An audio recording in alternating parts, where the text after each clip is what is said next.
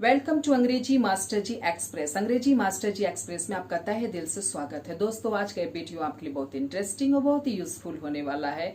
आज आप इस वीडियो में सीखने वाले हैं कुछ खास। तो चलिए बिना देर किए हुए हम लोग आगे बढ़ते हैं और देखते हैं कि आज आपके लिए क्या है खास।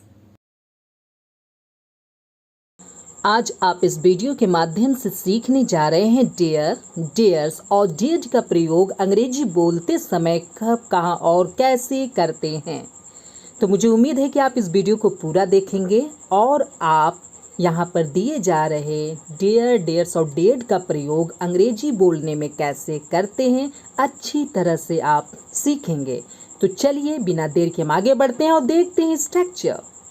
सबसे पहले आप सब्जेक्ट बोलेंगे। क्या बोलेंगे? सब्जेक्ट। उसके बाद डेयर्स, डेयर और डेयर्ड, इन तीनों में से कोई एक आप यूज करेंगे सब्जेक्ट और टेंस के अनुसार। यदि आपका टेंस प्रेजेंट टेंस है तो डेयर्स और डेयर का प्रयोग करेंगे, पास्ट में डेयर्ड का प्रयोग करेंगे। डेयर्स का प्रयोग सिंगुलर सब्जेक्ट के साथ और डेयर का प्रयोग प्लूरल सब्जेक्ट के साथ, और दोनों सब्जेक्ट के साथ पास्ट टेंस में आप डेयर्ड का प्रयोग करेंगे। उसके बाद टू, उसके बाद वर्ब का पहला रूप plus object plus other word का प्रयोग आप करेंगे। Subject plus dares, dare, dared, इसमें से किसी एक का प्रयोग करेंगे टेंस और सब्जेक्ट के अनुसार।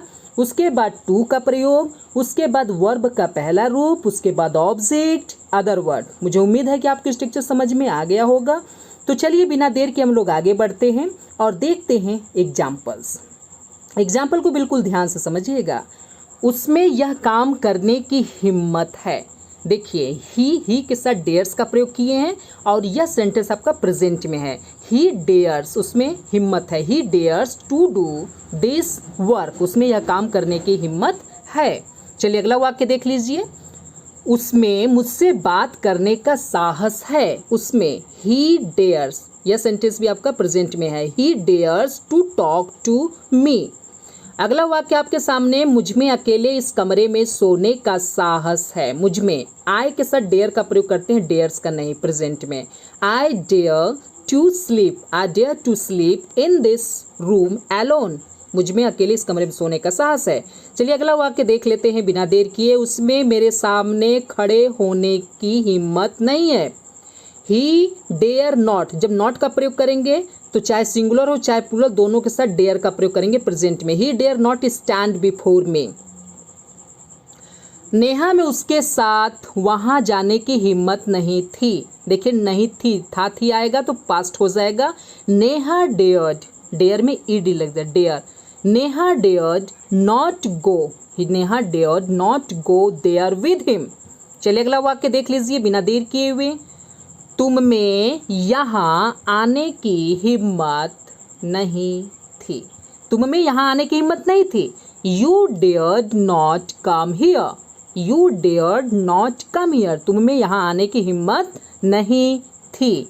चलिए अगले सेंटेंस की तरफ बढ़ते हैं बिना देर किए। तो यह रहा अगला सेंटेंस आपके सामने। उसमें मुझसे बात करने की हिम्मत नहीं थी। He dared not talk to me. He dared not talk to me. उसमें मुझसे बात करने की हिम्मत नहीं थी। अगला वाक्य आपके सामने। उसमें अपने पिताजी से बात करने की हिम्मत नहीं है।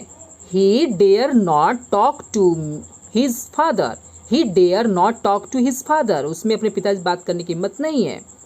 अगला वाक्य आपके सामने। क्या उसमें यह काम करने की हिम्मत नहीं है?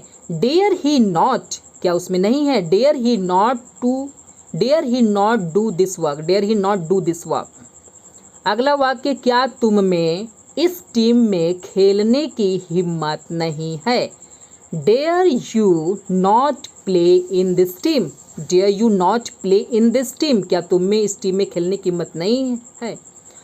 तुम्हारी हिम्मत कैसे हुई यहाँ आने की? How dare you to come here, how dare you to come here, तुम्हारी हिम्मत कैसे हुई यहाँ आने की? How dare you to come here. चलिए अगले वाक्य की तरफ बढ़ते हैं बिना देर किए हुए। मुझे उम्मीद है कि आप अच्छे से सीख रहे हैं, है ना? तो चलिए अगला वाक्य देखते हैं। यह रहा अगला वाक्य। तुम्हारी हिम्मत कैसे हुई मुझे छूने की? How dare you to touch me, how dare you to touch me, तुम्हारी हिम्मत कैसे हुई मुझे छूने की? मुझे उम्मीद है यह वीडियो आपको पसंद आया होगा। यदि यह वीडियो आपको पसंद आया तो आप इसे शेयर करना ना भूलें। और हाँ, यदि आपको कोई प्रॉब्लम हुआ हो तो आप हमें कमेंट भी कर सकते हैं। तो फिर मिलते हैं हमें नेक्स्ट वीडियो में एक नेक्स्ट टॉपिक के साथ। तब तक